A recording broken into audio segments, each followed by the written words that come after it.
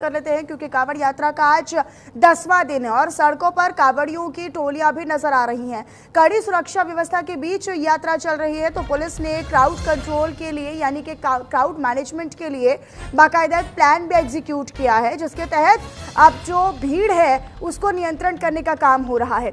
तो ये बड़ी जानकारी, ये तस्वीरें भी आपको दिखा रहे हैं। देखिए जगह जगह से अब कांवड़ियों की टोली आपको सड़कों पर भी नजर आएगी, लेकिन ऐसे में अलग अलग प्रकार की झांकियों की कांवड़ियां भी निकाली जा रही हैं। अलग अलग लोग जो है वो तरीके से कांवड़ यात्रा निकाल रहे हैं, कांवड़ियों की झांकियां निकाल रहे हैं और बड़ी दिलचस्प तस्वीरें हैं। लोगों की श्रद्धा भाव की बात है और ऐसे में एक बड़ी चुनौती सरकार और प्रशासन की हो जाती है कि इन्हें किसी प्रकार की कोई दिक्कत ना हो, सड़क पर चलने में कोई परेशानी ना हो, या फिर कोई जो अपना शरारती तत्वों की बात की जाती है या फिर हम असामाजिक तत्वों की बात करते हैं जो अपना स्वार्थ देखते हैं या विघ्न पैदा करने की बात कर रहे हैं, तो उन पर भी निगरानी रखने की एक बड़ी बात है, वो भी एक बड़ी चुनौती है। और क्राउड मैनेजमेंट यानी कि भीड़ को नियंत्रित रखना ये एक बहुत बड़ी चुनौती होती है, क्योंकि ऐसे समय पर हम देखते हैं कि भीड़ अगर नियंत्रण नहीं होती है या उसको अगर कंट्रोल नहीं किया जाता है तभी अप्रिय घटनाएं जो हैं वो घटित होती हैं।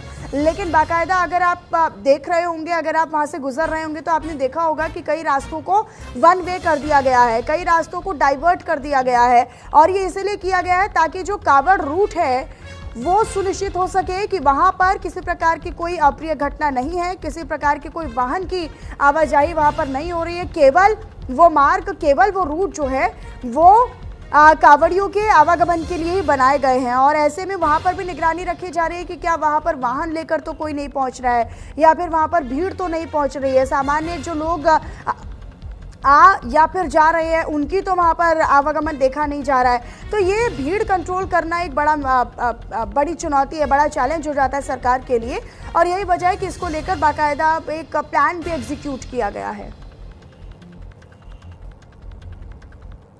आगे बढ़ते हुए आपको बताया जाए, देहरादून में सावन का दूसरा सोमवार कल है और ऋषिकेश में श्रद्धालुओं की भीड़ हो सकती है। दरअसल हरिद्वार, नीलकंठ, ऋषिकेश में भारी भीड़ श्रद्धालुओं की उमड़ सकती है, ऐसी जानकारी है। तो पुलिस ने क्राउड कंट्रोल के लिए बाकायदा एक स्पेशल प्लान भी तैयार कर लिया है। बड़े वाहनों के रूट को डाइवर्ट कर दिया गया है। अभी से ही जो रूट डाइवर्शन है उसको एग्जीक्यूट की तैयारी अब पुलिस प्रशासन की ओर से की गई है। तो देखिए कल सावन महीने का दूसरा सोमवार है और ऐसे में मंदिरों में भारी भीड़ लगती है। हमने बीते सोमवार भी देखा था, यूपी, उत्तराखंड, तमाम ऐसे मंदिर यहाँ पर रहे, तमाम ऐसे धार्मिक स्थल यहाँ पर रहे जहाँ पर श्रद्धालुओं की और शिव भक्तों की भारी भीड़ उमड़ती नजर आई। अब कल चूंकि सोमवार है तो ऋषिकेश में भारी भीड़ उमड़ सकती है और इसी के संभावना के तहत अब पहले से ही जो बड़े वाहन हैं उनके लिए रूट डाइवर्जन प्लान तैयार किया गया है ताकि क्राउड कंट्रोल हो पाए। क्राउड मैनेजमेंट के लिए ये स्पेशल प्लान जो है वो तैयार किया जा रहा है ताकि जो शिव भक्त हैं वो आसानी के साथ शिवालयों में पहुंचे, मंदिरों में पहुंचे, धार्मिक स्थलों पर पहुंचे और पूजा अर्चना करें।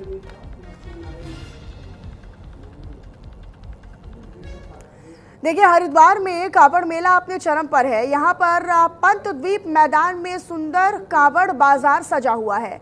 इस बार कांवड़ मेले में रथ, कांवड़ झांकी और भगवान शिव की मूर्ति वाली कांवड़ों का क्रेज ज्यादा देखा जा रहा है। कांवड़ बाजार में 1000 से लेकर 50,000 तक की कांवड़ भी बेची जा रही है।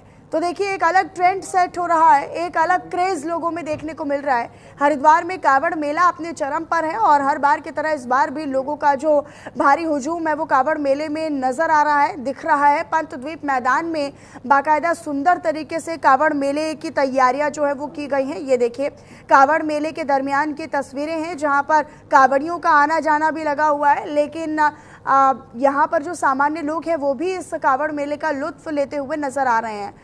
ये कांवड़ बाजार सुंदर तरीके से सजाया गया है। की बार ज्यादा क्रेज अपनी रथ वाली कावड़ का है, झांकी वाली कावड़ का बहुत अच्छा है।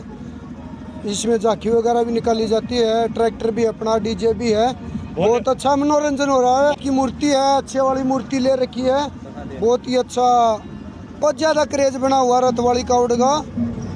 और भोलेनाथ से यही विनती है कि आगे बुलाता रहे, रमाते रहेंगे। ये पैदल ही जाएगी, इसमें 2 हमारे भोले जो कि बैल बन के इसको लेके जाएंगे। तो ली 12 साल पहले तो हम पैदल यात्रा में चला करते, तो वैसी कावड़ लेके जा करते, फिर उसके बाद कलश यात्रा लेके गए हैं। अब की बार नया जैसे देश चल रहा है वैसे देश चल रहा है। भोले बाबा की नई मूर्त है, मारमाले बाबा जिसकी गणेश जी की मूर्त है और बजरंगबली की मूर्त है। की बार हमारी यही भावना थी कि भोले बाबा की अगर हम जल ले आएंगे कावड़ यात्रा करेंगे तो बढ़िया मूर्ति सजा कर अपने हाथ से जब लाएंगे। तो देखिए कावड़ मेले का जो अद्भुत नज़ारा है वो तो दिखाई पड़ रहा है। हरिद्वार से इसी बीच एक बड़ी जानकारी है जहां पर कावड़ का एक अद्भुत नज़ारा नजर आ रहा है। डाक कावड़ का अद्भुत नज़ारा देखा गया है। लाखों की संख्या में, लाखों की तादाद में जल लेने के लिए हरिद्वार पहुंच रहे हैं कावड़िए। यातायात व्यवस्था पुलिस प्रशासन के लिए एक बड़ी चुनौती, एक बड़ा चैलेंज बन रहा है, इसमें कोई शक नहीं है, कोई दो राय नहीं है। तो यातायात व्यवस्था को उसको मैनेज करने के लिए, उसको नियंत्रित करने के लिए भी प्रशासन जो है वो चप्पे चप्पे पर तैनात है। बाकायदा सीसीटीवी से भी निगरानी रखी जा रही है। विश्वास सैनी हरिद्वार से हमारे साथ लाइव जुड़े हुए, इसी पर अधिक जानकारी के साथ। विश्वास जरा बताइएगा, फिलहाल चुनौती तो यातायात को प्रबंधित करने के लिए प्रशासन की एक बहुत बड़ी चुनौती बनी है, लेकिन क्या इस चुनौती को पार करती हुई प्रशासनिक व्यवस्थाएं नजर आती हैं?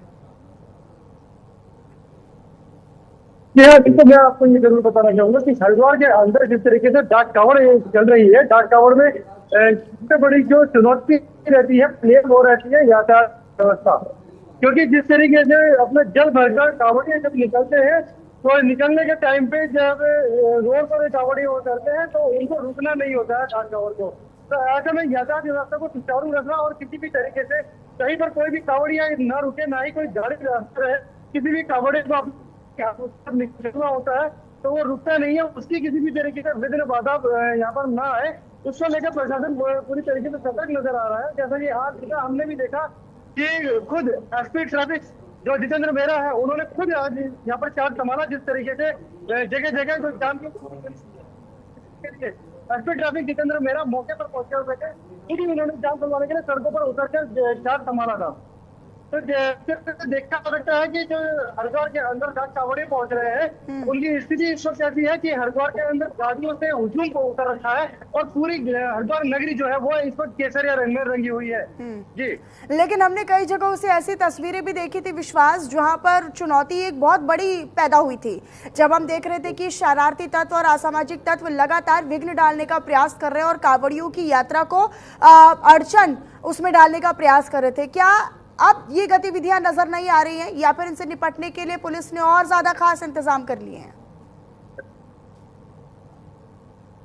देखिए, इस तरह की जो घटनाएं हैं धीरे धीरे करके सामने आ रही हैं, लेकिन प्रशासन जो है इसको पूरी तरीके से जो मुस्तैद है वो है यातायात खुलवाने के लिए। क्योंकि डाक कावड़ का सबसे बड़ा अहम जो रहता है ये कावड़ यात्रा में कि जो यातायात है वो यातायात सुचारू रहना चाहिए।